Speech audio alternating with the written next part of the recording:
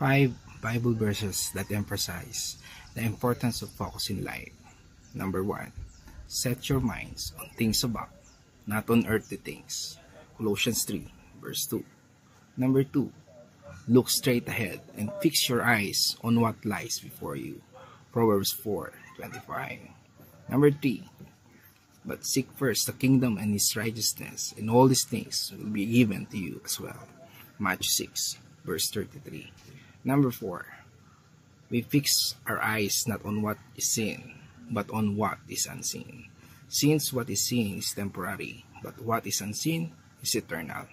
2 Corinthians 4 verse 18. Number 5. Finally, brothers and sisters, whatever is true, whatever is noble, whether is right, whether is pure, whatever is lovely, whatever is admirable, if anything is excellent or praiseworthy, think about such things.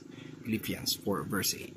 Remember, my brother and sister, this verse reminds us to focus on God, on His kingdom, and the eternal things, not just the temporary things of this world.